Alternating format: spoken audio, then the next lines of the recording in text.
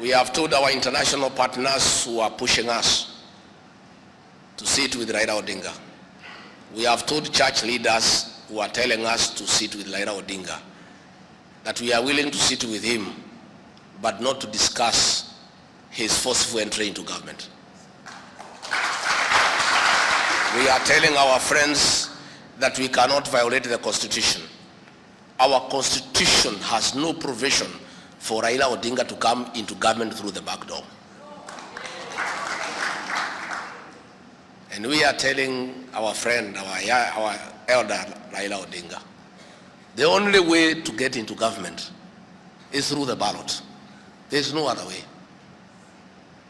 You have gotten away too many times.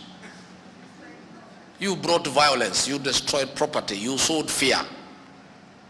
Unfortunately for you, the President of the Republic of Kenya and his deputy cannot buy fear.